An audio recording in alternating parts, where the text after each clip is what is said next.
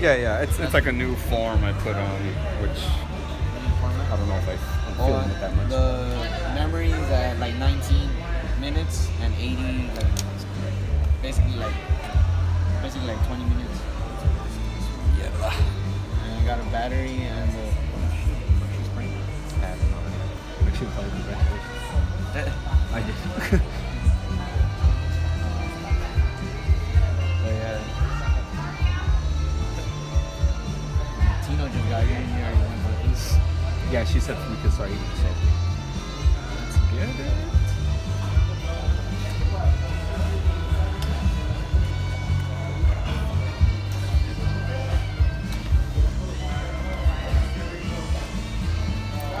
You have more time on there now. You want to eat? Yeah, put that right now.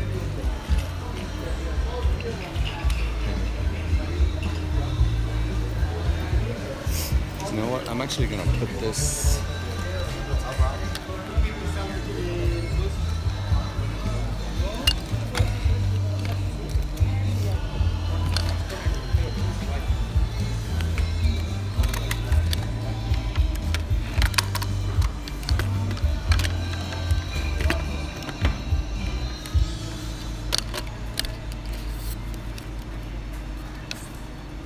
Alright guys, I'll be right back. This way the live stream's on here right now.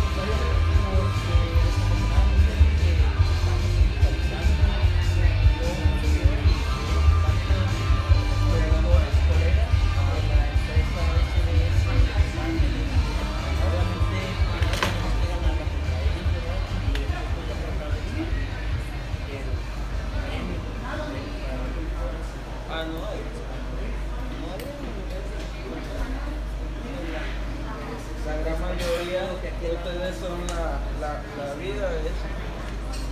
Yo soy de Panamá, pero vivo en Panamá. En la de ahora tú también estás en la base. Ya que la base de Ahí está, voy a quedar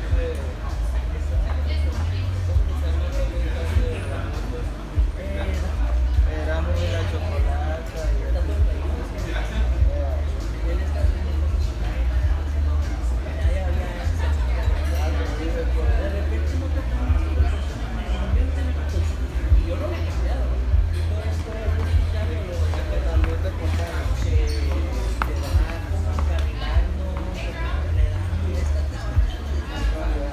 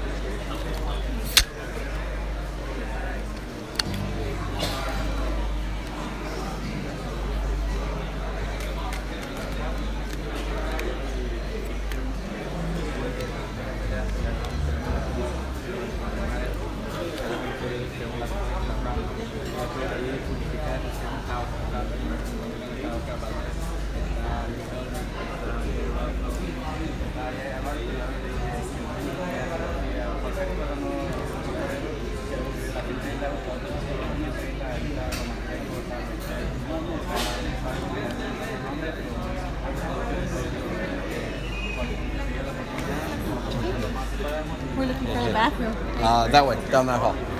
Or at least that's where the men's is. Hey.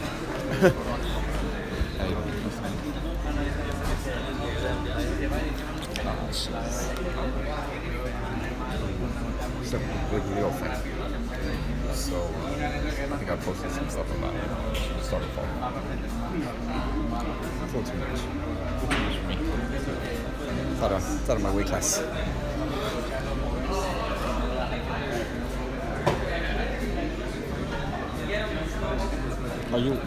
You're waiting for him too? Are you waiting for Leo? Yeah. Oh, okay. You want to do it together? Yeah. I don't mind. You do it in English or Spanish? English. English, okay. Yeah, you could do Just it. gonna do a couple of quick ones. Yeah, no problem. Yeah. Go ahead. Well done. Very good. Nice to see you, man. So, tell me a little bit about, this fight with Carlos. I think some people might look and say, oh, well, he's been stopped in 3 of his last 5 fights and all that stuff. How do you approach a fight like that when people are like expecting you to be one side, especially since you're the side? Yeah, no, for me it's hard, it's tough because, for me every fighter, I respect, and up there, once you're up there in the ring, it's only you guys two, and anything will happen, only because he has, has lots against him, he has lots of these kinds of great fighters, I take that like, big pressure, I see, because, people are expecting me to knock him out fast or to beat him easily, and that's what gets in my head, and I say, oh, what happens if I don't beat him, or what happens if I don't catch him or go to a shot? They're gonna be talking and stuff like that. So it's a big pressure on top of me and everything. But we train in the gym hard to make the fight easy, and to try to do as best as we can to please the fans. But like I said, you win the fight in the gym, and that's what we're doing. We train really hard. We focusing, we're practicing, we're learning every time more, and we just trying to come out there with the best. Yeah, it's your understanding that if you and Abner win these fights, that you're probably going to be matched and rematched. I don't know if it's a guarantee or if you guys are just talking about that. What do you know about that? Well, the truth, yeah, I think so. I think that's going to happen. They told us that if we both might win this fight, if I win this fight, we're going to fight in the beginning. I think it's going to be in the beginning of the year. I think January or February. And I said I want that. That's what I want. And I think if there's no other obstacles that could take that, I'm pretty sure that it's gonna happen at the beginning of the year if we both win our fight. What would you think about that rematch? I mean, you obviously won the first fight. He did a little bit better than I thought he might, and so I know he's anxious to get back in there and see if he can beat you this time. Like I said, I respect Mares. He's a great fighter and everything. He improved.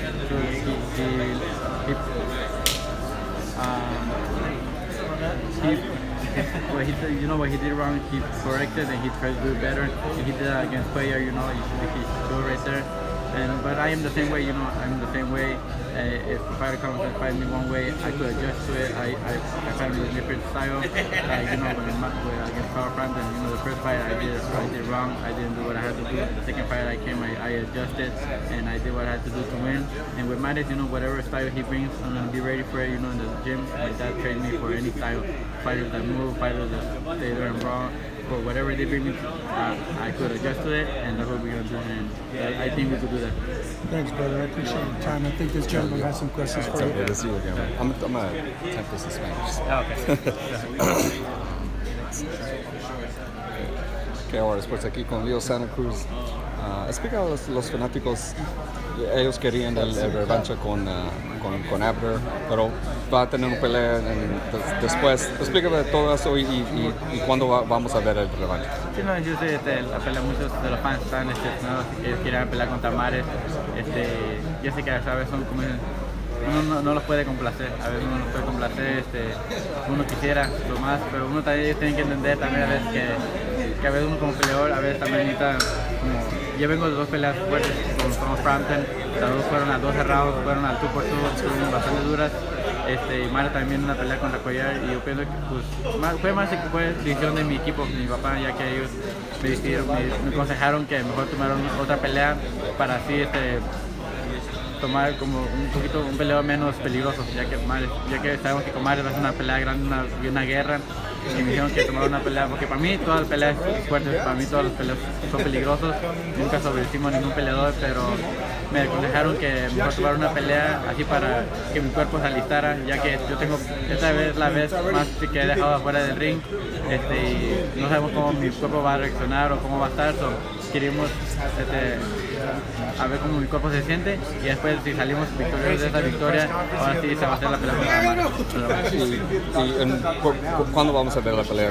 Si los dos ganan estas peleas, vamos a ver en primero del año. Sí, lo más pronto posible que podamos.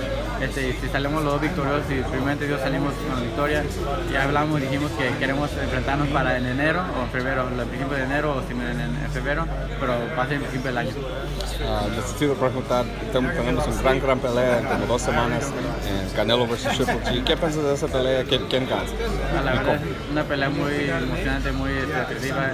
Está duro escoger para cualquier, pero la verdad los dos son grandes personas y si tuviera que ser yo de quién quisiera que ganara, la verdad no podría escoger quién porque los dos son grandes personas, pero de lo que un poquito que yo sé, yo pienso que si se va a edición, Canelo se la va a llevar porque él es más rápido, contragolpea muy bien, más rápido, tira más golpes y se mueve y Golovkin es peleo fuerte, más fuerte que Canelo, pero viene para enfrente, él no viene, trata de bloquear a uno y Canelo se la va a mover, se la va a hacer difícil, si no va a dejar que lo conecte con los golpes fuertes.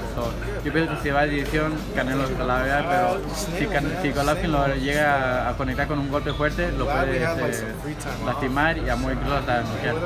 ¿Piensas que Golovkin es bajando poquito porque en los dos peleas con Brook y Jacobs no fui tan fuerte que antes? Yo pienso que no está bajando los rivales, ya que los rivales son peleadores de alto nivel también, son campeones mundiales y no se quedaron ahí, no se quedaron a que Golovkin los ganara con unos golpes fuertes, por eso le aguantaron más. El Jacob le aguantó los 12 rounds porque se movió muy bien, le tiraba golpes y se movía y no se dejó que lo ganara con unos golpes fuertes que para los. Gracias, Leo. Gracias por su tiempo. Actually, just one more question in English. We'll talk in a little bit. McGregor. What were your thoughts on it? What did you think? How did you think Conor did? I think he did better than I thought. I thought he was gonna be the first 3 rounds, and he's gonna come in the first round. He's gonna come out with everything. Wild, trying to knock out Mayweather. But he didn't do that. He was patient. He was patient. He was using his reach. You could tell the big difference right there that McGregor, reaching his hand like that, he could Mayweather couldn't really come in. But it was just a matter of time. For him to get tired.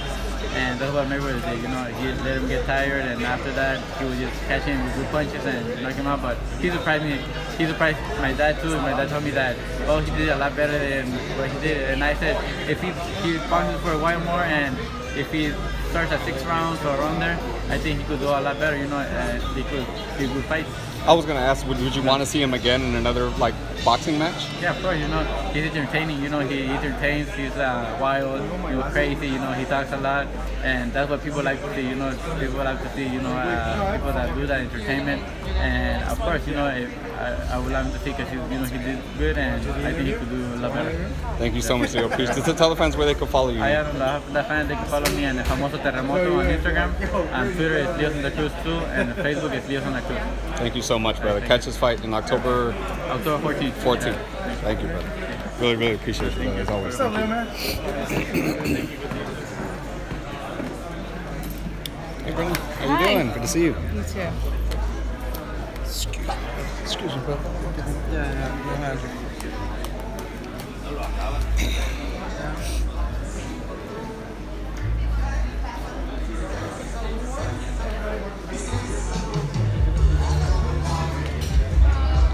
Water solar? Probably not. Yeah. I don't think it is. It's press row here, guys.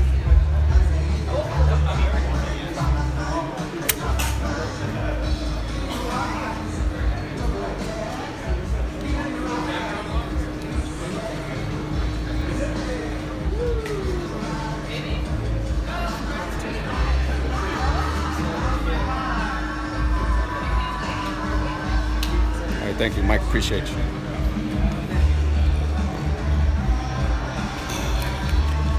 Victor Ortiz is here. Do you guys want me to ask him anything?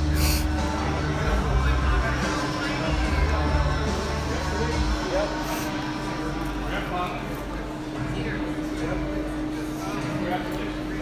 that Superfly card is the shit, bro. Just some of the best well-matched fights. Well, I don't know Nietas. I don't know who. I don't really know the guy Inoue is fighting, but the fact that I get to see Inoue live is fucking awesome, dude. It's gonna be a good one, man. Some of the best evenly matched cards there is right there. It's Victor Ortiz. I have no idea why. Oh, Santana's here too. Oh, wait.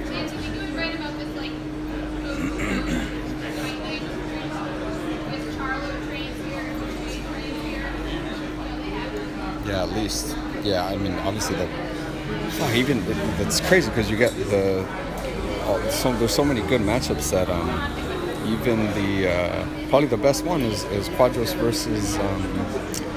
versus Guile. That's such a good fight, dude.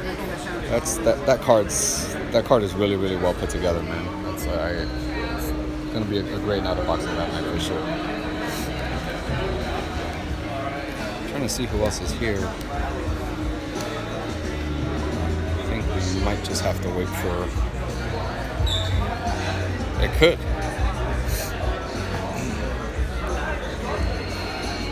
But the fact that they're putting them all three together is pretty awesome. And I'm excited to see Inoue too, because I heard a lot about him. I heard he's like really good. So, you know, I want to see what the deal is, what he really is like.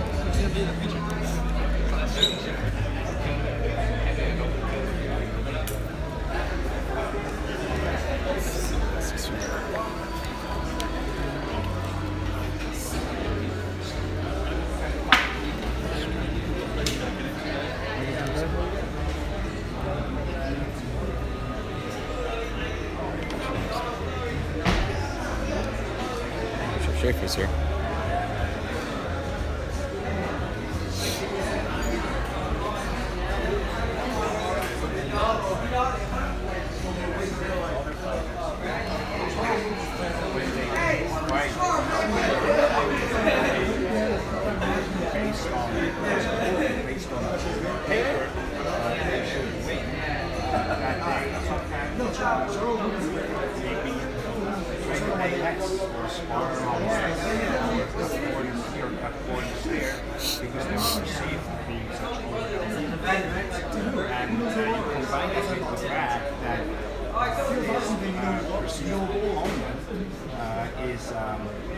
Is training extra hard.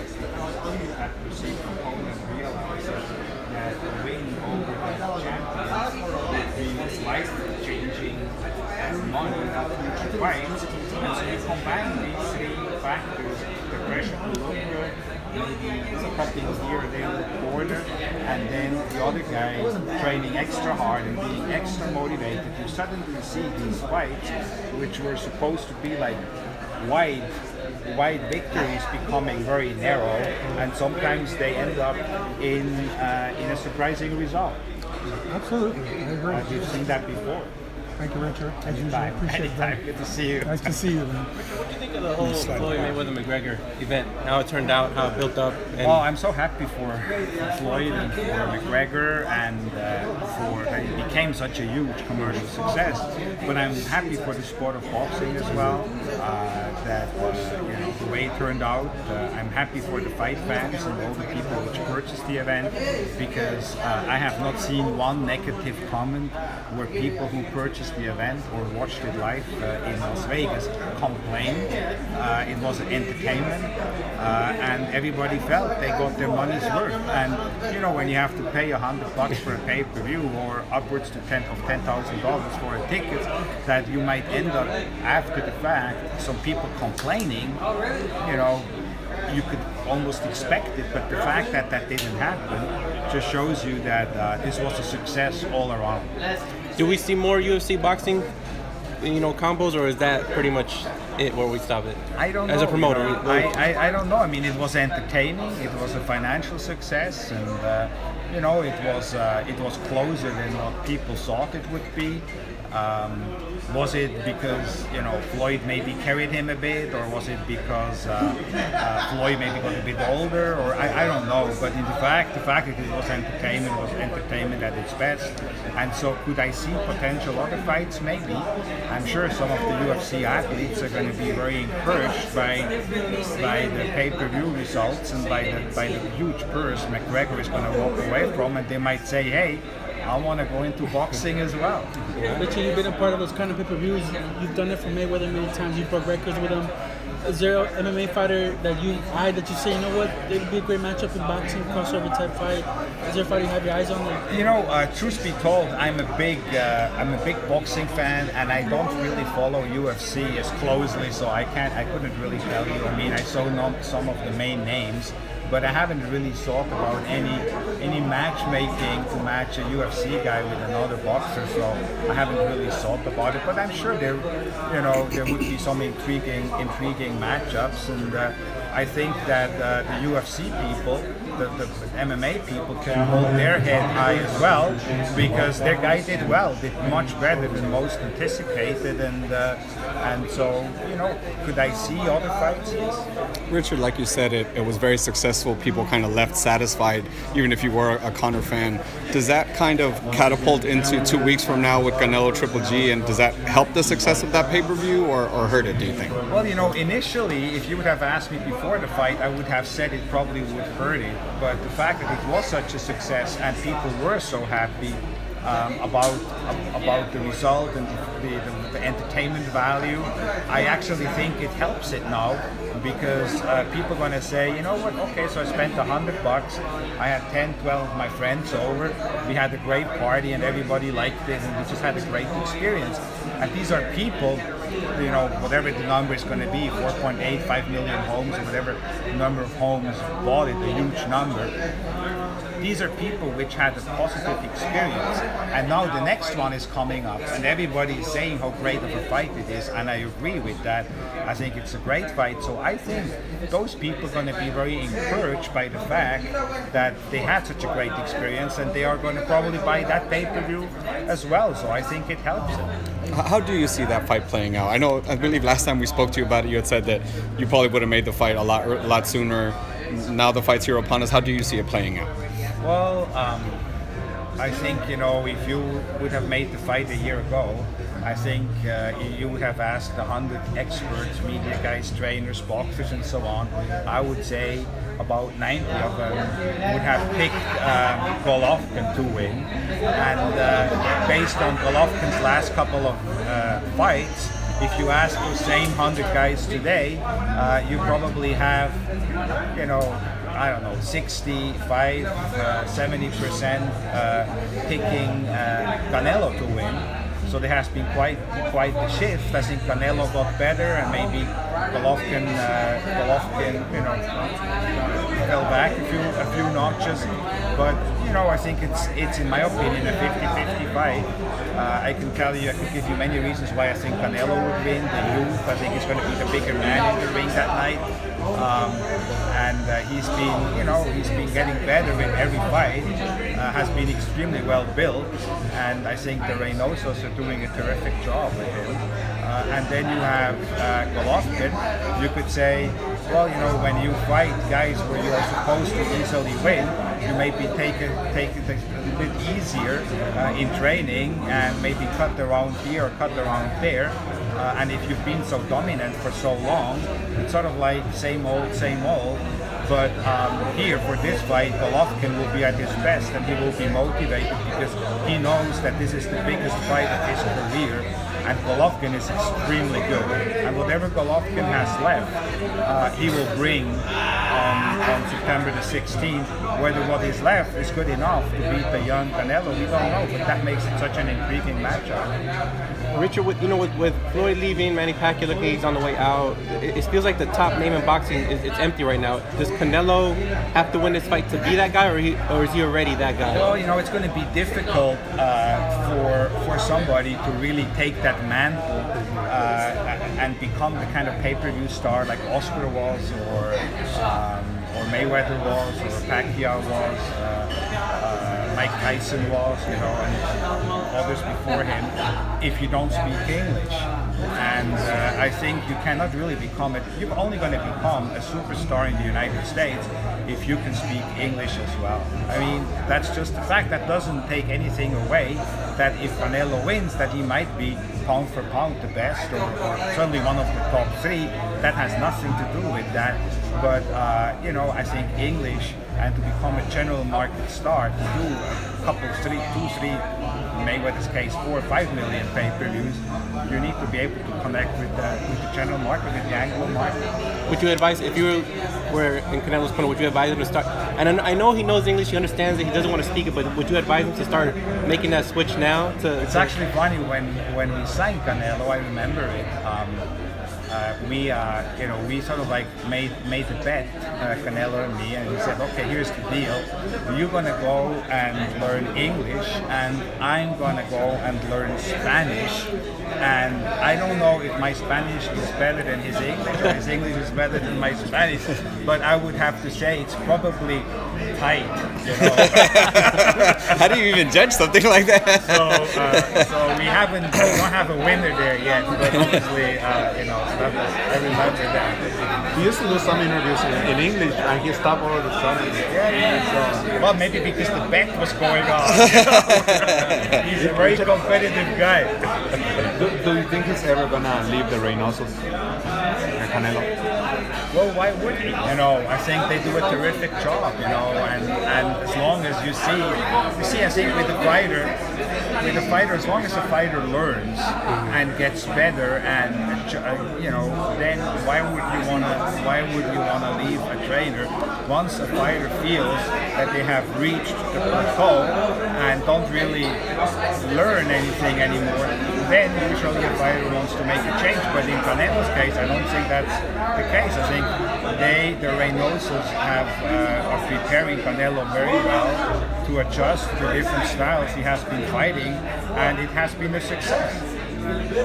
What else do you think he needs to do to reach that next level?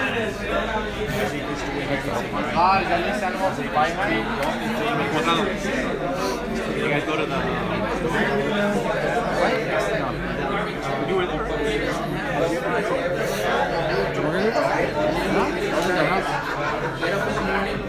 There's another one.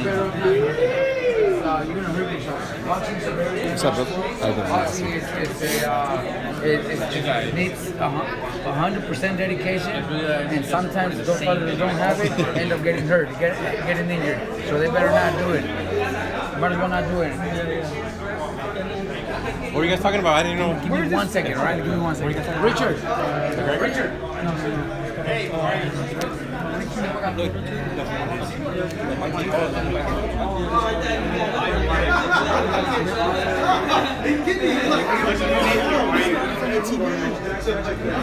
He's right next to Ellie, and I'm like, damn. Like your old boss. You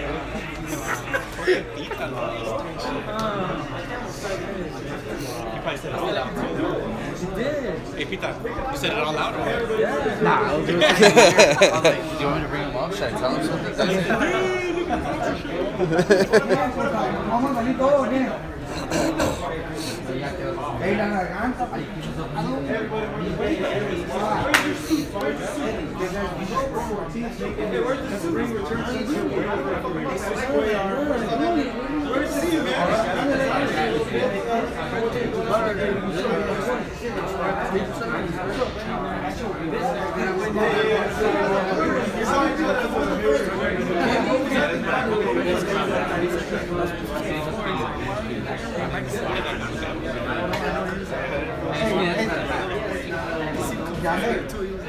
Dice que sí, que sí, sí, igual que bonita.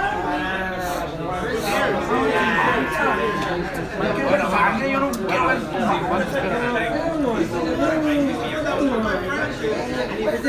De hombres, lo que hace el barrio de hombres. Dice que no le aguantas. Sí, no aguantas, uno. Ay, entonces, ¿qué? ¿Se dice que sí lo hace?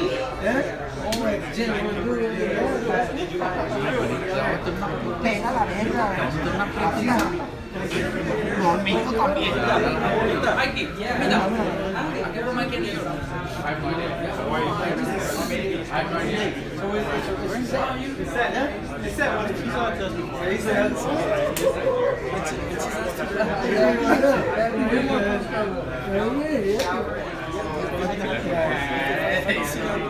No, tanto tiempo me lastimó el güey, porque entiende. No lo vayas a dormir. No, anda durmiendo aquí. No, arriba. No vayas a dormir,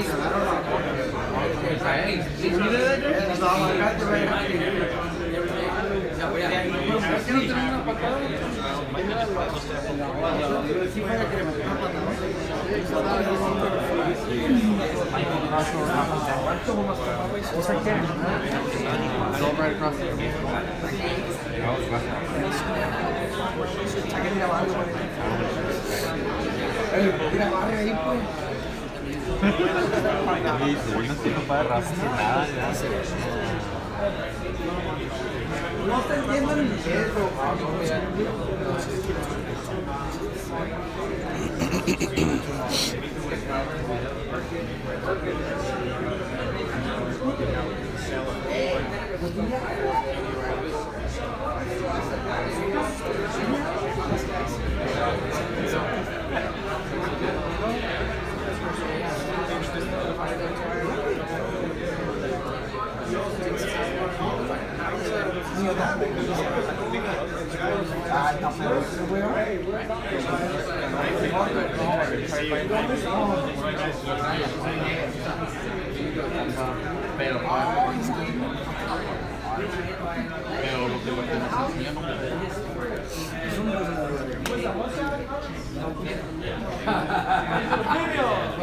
No, espérate, güey, es así, ¿no?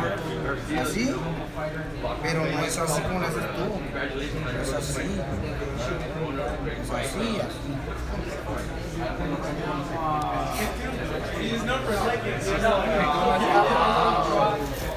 Es que algo te levanta la muñeca para arriba.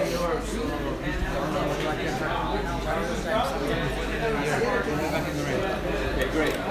Tell us, you got any predictions for the Canelo Triple G? I'm picking Canelo. It's a hell of a fight. It could go either way. It could be a 50-50 fight, but I'm leaning towards Canelo. He's young, he's fast, and he's also very strong. So I think Canelo wins that decision. Okay, what did you think about the McGregor and Floyd? Was that good for boxing? Just an event. It was an event. You know, I don't know if it hurt boxing. Probably not, but I don't think it was good either. It was just an event. You know, the fight that fans or not really boxing fans, but just the whole world was talking about, and it obviously did good. And, you know, Mayweather sells a lot, and McGregor was huge also. So it was big for them, but it was just an event. All right, thank you, bro.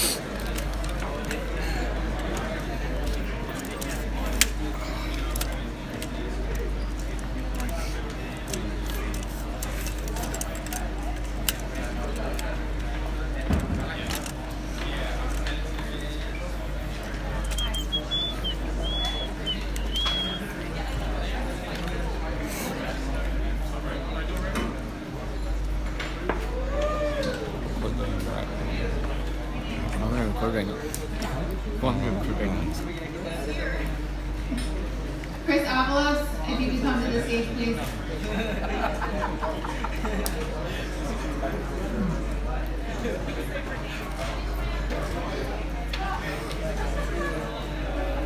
Let me record that a little bit, actually. I want to record that.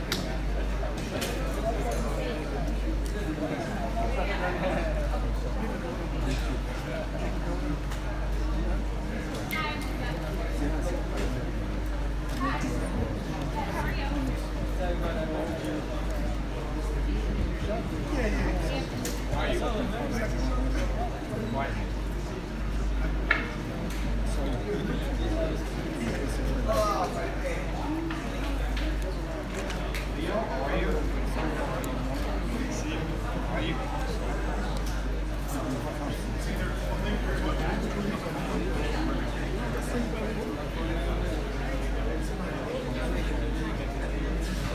qualities are things like that.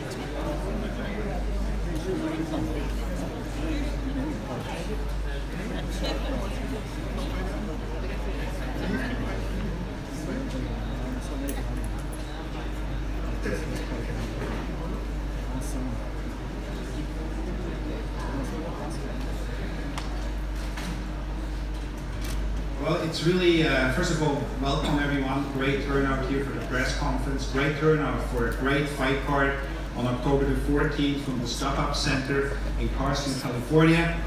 It's really amazing. I was just talking to some of you before. Los Angeles has clearly become the fight capital of the world. Let me know. I mean, not only do we have now several world champions making Los Angeles their home. Two of them we see up here with Abner Mares and Leo Santa Cruz, and then Robert's brother Mikey Garcia as well. But we really have some of the best venues here as well. We have the best fight fans here, and you see it with the turnout. The way they support boxing, and I anticipate that will be the case here as well for this great doubleheader. It really is 2 for 1. It is double trouble from the Stop Up Center. Two of the most recognized names in the sport. Two Mexican-American world champions defending their world title. This is going to be a special night for the fight fans, which are going to come out here to watch it at the Stop Up Center, or those at home who are going to watch it live on Fox and Fox Deportes, courtesy of Premier Boxing Champions. TV start time is going to be 7:30 Eastern, 4:30 Pacific Standard Time, and the doors will open at 12:30. We will have a fan fest as well. This will really be a celebration. It's going to be a loaded card. A lot of the local prospects are going to be on here as well on the card. There's going to be food trucks, there's going to be mariachis, there's going to be autograph signings. So it's going to be a lot of fun for fight fans in and around Southern California to be at the Stop Up Center that Saturday afternoon and evening. Tickets are on sale now. Actually, they went on sale a couple of days ago.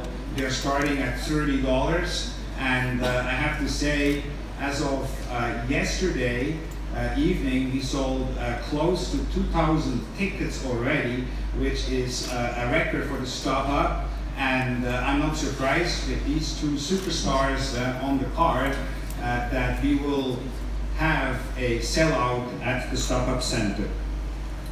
I'd like to now thank as well our co-promoter, Tom Brown. This is a co-promotion with TGB and Ringstar. I don't know, I've seen Tom before, but I haven't seen him, I don't know where he is.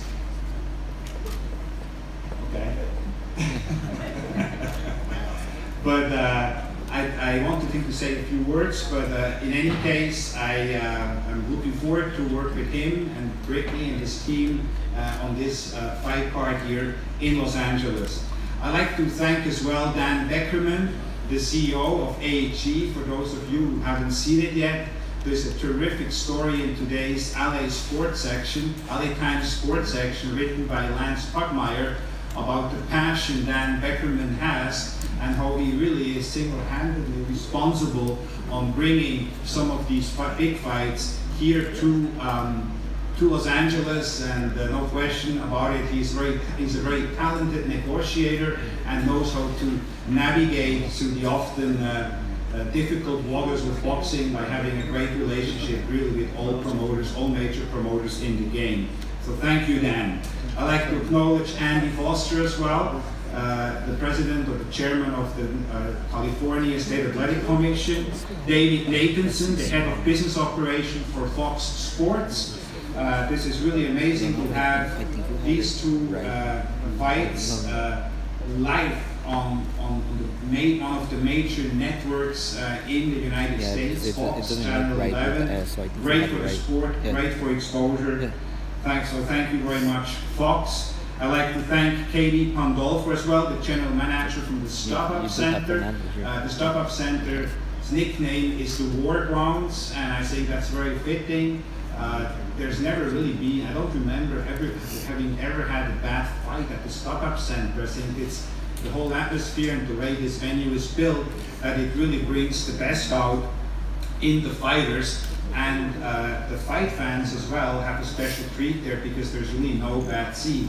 For $30, you're going to have an amazing time. I'd like to acknowledge Team Watson. They are here in full strength. Both boys and Sam is here.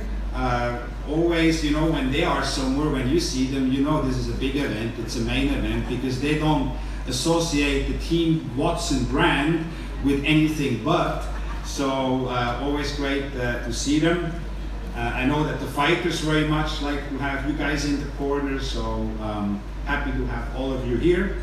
And then, of course, least but not last, the man who makes it all happen, my good friend, who we have had great success in the past, and I'm sure great success going forward, and that is Al Heyman. So thank you very much, Al, for allowing us to put this great card together here in Los Angeles. And then, of course, as well, the presenting sponsor, Corona, for their continued commitment to the sport. Now, let's talk first about the Battle of Guadalajara.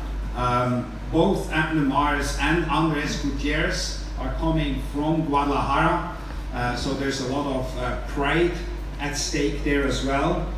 With Abner Mares, we have a 5-time world champion. He fought the best, and fighting the best is what makes you what he is today, a modern-day legend, and that you only become and that you only earn if you continuously, as a fighter, challenge yourself to fight the best.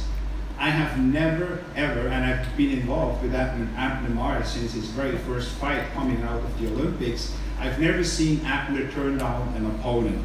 And so I was not surprised when Andres Gutierrez was suggested to him that he had no problem whatsoever. With Andres Gutierrez, he's fighting a fighter with a record of 35 wins, 1 loss, and 25 knockouts.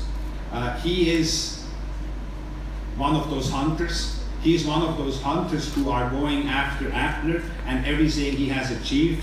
He realizes what a win would mean for him and for his family. He's 24 years young and was waiting patiently for this opportunity. He had it a few months ago to fight in Ireland against Carl Frampton.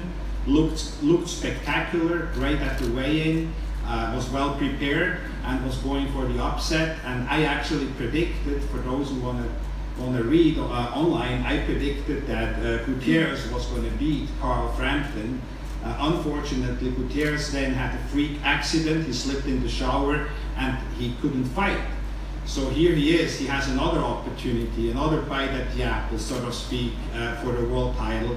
And I can assure you that he will come ready, hungry, and prepared to upset Abner Mares. Now, Team Mares, first I would like to introduce to you now Robert Garcia. There's no question that Robert Garcia is today, if not one of the best, in my opinion, the best trainer in the sport. And his record speaks for itself. You look at what he has done with Mikey Garcia, who in my opinion is pound for pound the most talented and best fighter in the world today. You look at what he has done with Abner Mares at a time when many fight fans and media members counted Mares out. What he did with him, come up with the right game plan to defeat Dejan Slachatinin last December here at the Galen Center. You know, you see now what he's doing with 2 of my Mexican prospects, the 2 Mexican Olympians, Lindolfo Delgado and Misael Rodriguez. So he really is, in my opinion, today, a league of his own. It's a pleasure for me now to introduce to you Robert Garcia.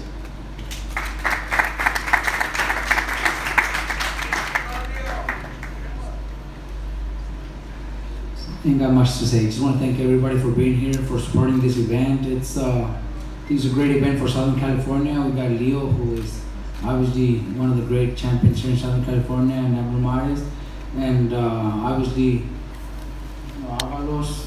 Glad for him to get an opportunity. We're gonna be ready for a great fight, and I just hope everybody shows up and supports the local Southern California fighters. Thank you, guys.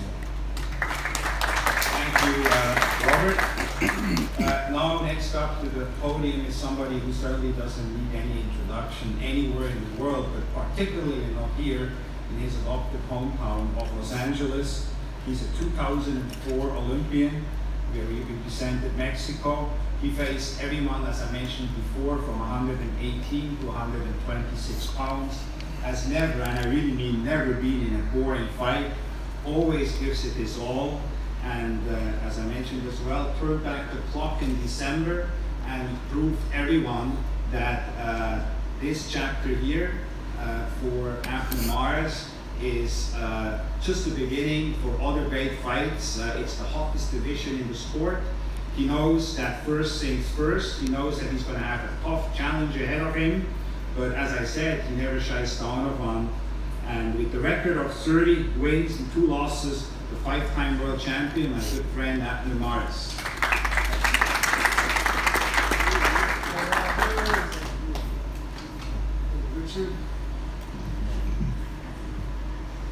Good afternoon, everyone.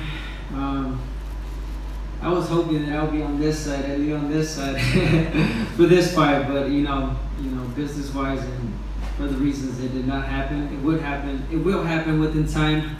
But now we have 2 tough opponents in front of us. Myself, I have Andres Gutierrez, who you guys already probably searched him up, and like Richard said, he was going to fight Frampton. Richard said he called it upset on that fight. Let's see what he calls on this one. But I'm going to be ready. As hard as I was training for the Leo fight, I'm going to train as hard for this fight, because we all know that these young fighters, he's 24 years old, has for that young age tremendous record at 36, 25 knockouts, only 1 defeat. He's a warrior. Got no easy task, no easy fight, and but he doesn't have the talent I have. He doesn't have the heart I have. He doesn't have the coach I have. He doesn't have just overall anything I have. So I'm just gonna come out victorious. I'm gonna come out and give you guys a good fight. I'm fighting again here in California, my home. Show you guys, what I've learned with my team. I want to thank Robert Garcia for bringing the best of Abner, as you guys saw my last fight, and it's going to continue to shine. We feel confident, sparring after sparring, how we've looked. I want to thank my sparring partner, Louis, who's here too. Great sparring partner, young, up-and-comer, what's his name? Luis Coria.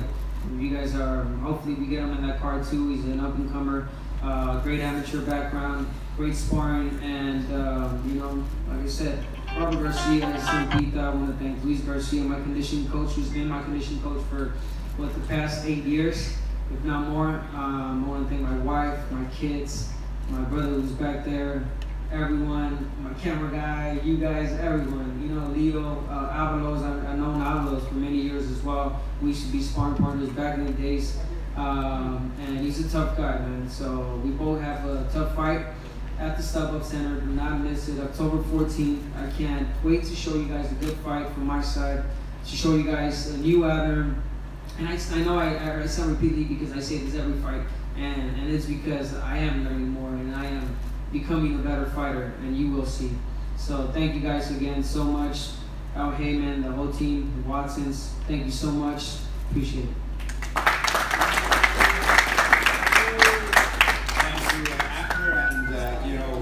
About who would I pick in this fight, I can tell you there are 2 guys in the sport I would never pick against. Not only because they're just 2 great friends, 2 great fighters, but because they are so skillful. They are so skillful, and both of those guys are sitting up here, and that's Leo and that's Abner. They're just unbelievable people inside the ring and outside of the ring. So you asked who I would pick in this fight? Well, there you got your answer. Now let's move on to Leo Santa Cruz versus Chris Avalos. Another fight between two of the most exciting fighters in the sport.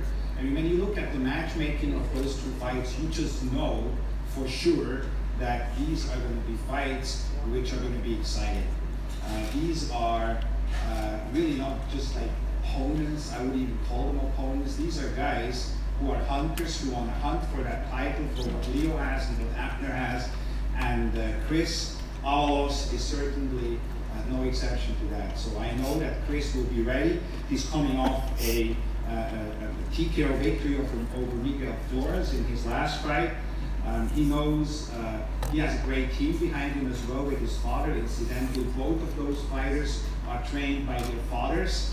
I think that's very noteworthy as well. And I'd like to introduce to you now Felipe Avalos, the father and trainer of Chris Avalos.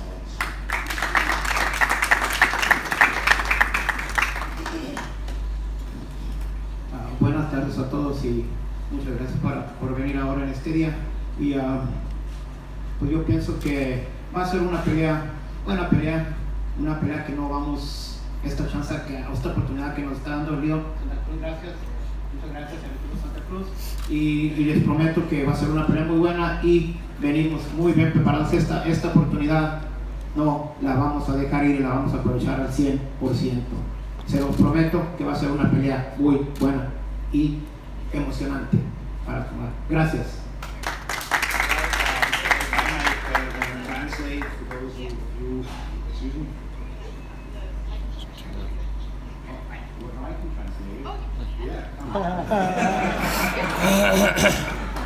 So Felipe said that this is one of those opportunities where you know you're going to have to be well prepared, that he will be well prepared, that Chris has been waiting for that, and that he can't wait for this for October the 14th. Did I pretty much say that well? All right, good. See, come on. You're going to speak in English, I'm going to then translate it to Spanish. I wouldn't do that. Well, now to move on, it is a pleasure for me to introduce to you a fighter with a record of 27-5. He's fighting out of Lancaster, California, and as his father just said, I know he's been waiting for that. He knows that beating Leo Santa Cruz will be a game changer, a career changer for him. He's hungry, he's ready, and he will show up on October the 14th. It's a pleasure for me to introduce you Chris Avalos.